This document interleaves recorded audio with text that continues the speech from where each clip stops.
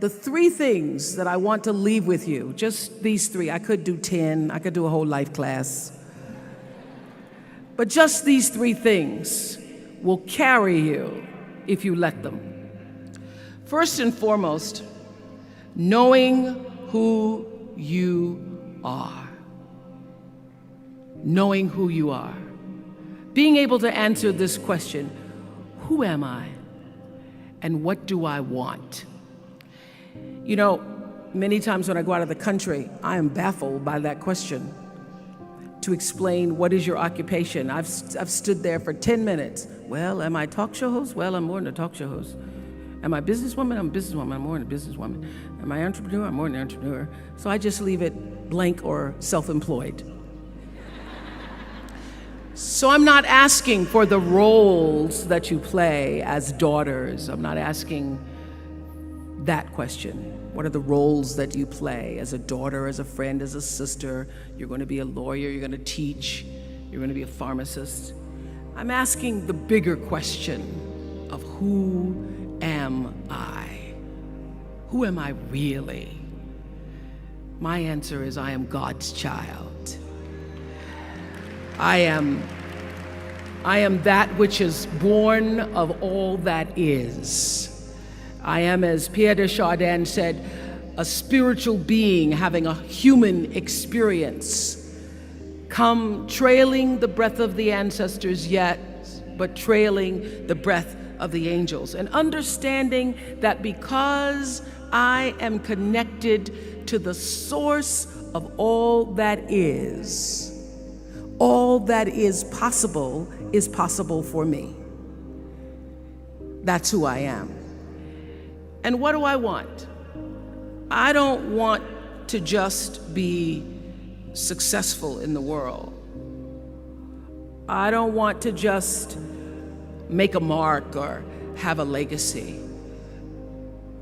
The answer to that question for me is I want to fulfill the highest, truest expression of myself as a human being. I want to fulfill the promise that the Creator dreamed when He dreamed the cells that made up me. What do I want? You must have some kind of vision for your life. Even if you don't know the plan, you have to have a direction in which you choose to go. I never was the kind of woman who liked to get in a car and just go for a ride. I had a boyfriend who would say, let's just go for a ride. I want to know, where are we going? Do we have a destination? Is there a plan? Or are we just riding? What I've learned is that's a great metaphor for life. You want to be in the driver's seat of your own life, because if you're not, life will drive you. So, knowing who you really are in this space and time that we embody. That's number 1. What do you want? Who are you? Number 2, you must find a way to serve. Martin Luther King said that not everybody can be famous, but everybody can be great, because greatness is determined by service. Now, we live in a world where everybody wants to be famous and where we admire people for just being famous. We think being known brings us value. The truth is, all of that will fade in time. In 3 years, you won't be able to name the housewives of Atlanta. The real truth is that service and significance, service and the significance that you bring to your service is that which is lasting. So to be able to, whatever your occupation or job or talent or gift is, our honorees today getting doctorate degrees, to apparently opposite fields, HIV and AIDS and the spoken word. But what they have in common is service. Using the spoken word in service to community and the world. Using your knowledge and information about HIV and AIDS and medicine in service to the world. And if you look at all the most successful people in the world, whether they know it or not, they have that paradigm of service. Everybody's talking about Mark Zuckerberg and IPO. Service. Jay-Z rapping. Service. Through the word, to people, through song. For many years, I was really just happy to be on TV, and people would stop and say, "Oh, you on TV?" "Yeah, I'm on TV. I like being on TV. It's a nice job." And it was about the time that I received my honorary doctorate from Spelman around 1993, so I don't know if that had something to do with it. I thought of myself as Dr. Winfrey. That I went back and I took a long look at what it was I was doing on TV and made a decision that I was no longer going to just be on TV, but I was going to use TV as a platform, as a force for good, and not be used by TV. And I will tell you, my decision to make that significant change in the way I operated on television, using television as a service, changed my career exponentially. Service through medicine, service through art. Using whatever it is you produce, your product, as a way of giving back to the world. When you shift the paradigm of whatever it is you choose to do to service and you bring significance to that, success will, I promise you, follow you. Service and significance equals success. That's number 2. Number 3, it's so simple but so hard to do. Always do the right thing. Always.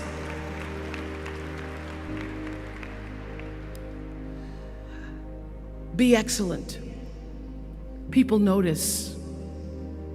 Think of how you notice. You go to Taco Bell, somebody gives you an extra napkin and some sauce. You notice. You want to go back to that person, because even at Taco Bell, excellence shows itself. Be excellent. Let excellence be your brand. Everybody talks about building a brand. I never even knew what that was. When people would say, "You're a brand," I would say, "No, I'm just Oprah." What I recognize now is that my choice to, in every way, in every example, in every experience, to do the right thing and the excellent thing is what has created the brand.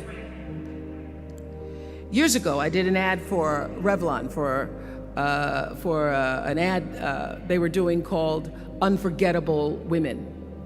And what I know is that when you are excellent, you become unforgettable. People remember you. You stand out. Regardless of what it is, you become an unforgettable woman. And that is what we all want. We want to be unforgettable and not forgettable. So doing the right thing, even when nobody knows you're doing the right thing, will always bring the right thing to you. I promise you that. Why? Because the third law of motion is always at work. For every action, there's an equal and opposite reaction. That is so true in all of our lives. That's what Newton said. Celia in The Color Purple said it. Everything you even try to do to me, already done to you. Everything you even try to do to me, already done to you. So you don't have to worry about revenge or getting back at somebody, making sure they pay You just have to do the right thing, and the right thing will follow you even when people don't support it. I remember many times on my show. There are many shows y'all never saw. And the reason you didn't see them is because I got the last vote. And I remember 2010, my team, hardest working team in television, had done this interview with a woman who turns out she was a Sunday school teacher by day and a sex addict at night. Ooh.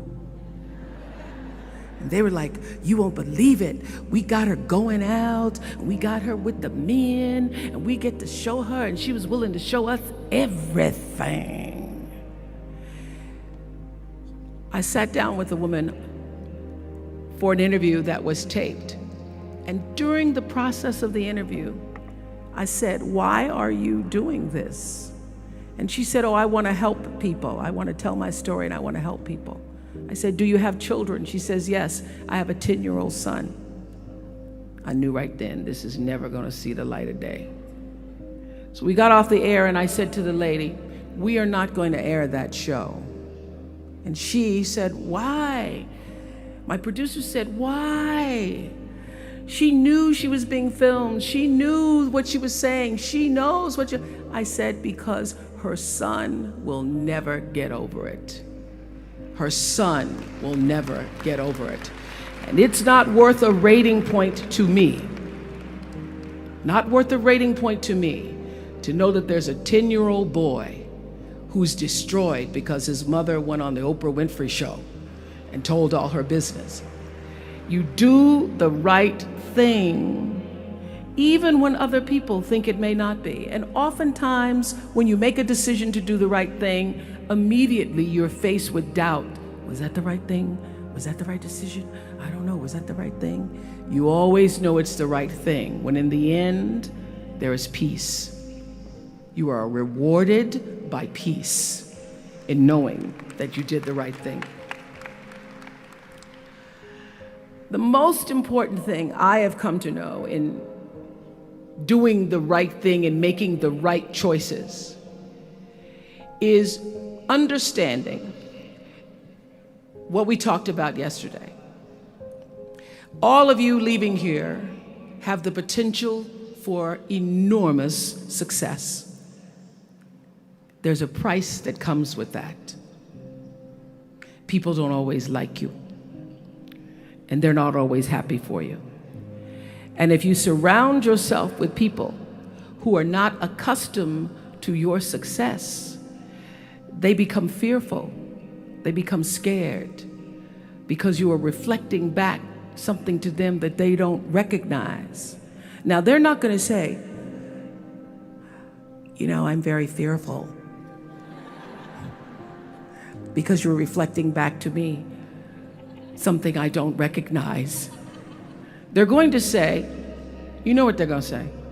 They're going to say, who she thinks she is. Who she thinks she is. That only happens when you are around people who do not mean and want and aspire to the best for you. People who want the best for you want you to be your best. So my greatest advice to you is to surround yourself with people who are going to fill your cup until your cup runneth over. So when people say you're so full of yourself, you can say, yeah. Yes, I'm full. I'm so full, my cup runneth over. And to know that once your cup runneth over, you cannot spend your life with your gallon-size offerings, offering them to pint-sized people.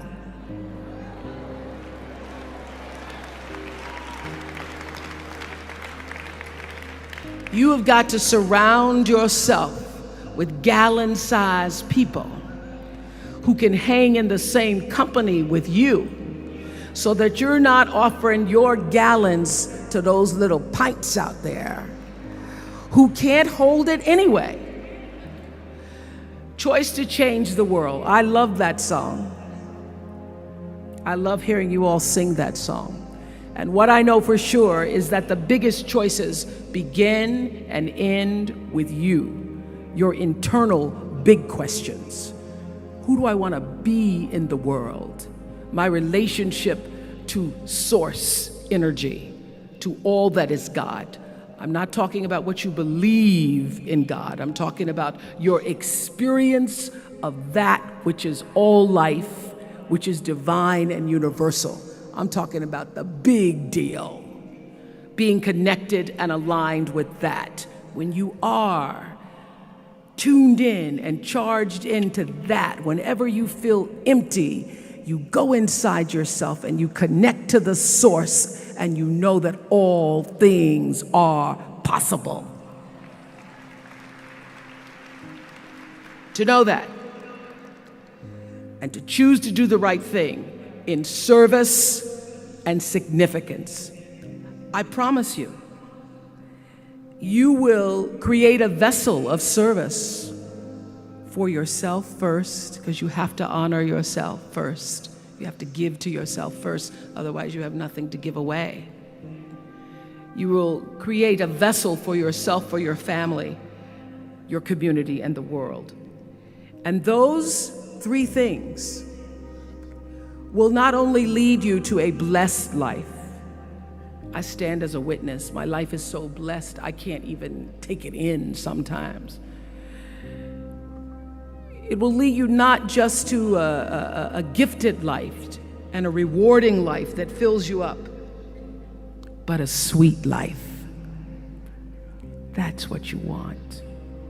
You want the sweetness. You want it to be so sweet, so that even when the storms come, and they will, you'll know this too shall pass. This too shall pass. The storm is passing over, and you shall not be moved, because you know who you are. When you can do that, grace will follow you, grace and glory. And when they see you coming, it ought to make them proud. They say it's the click of your heels, it's the bend of your hair, it's the palm of your hand, it's the need for your care, because you a woman, you a Spelman woman.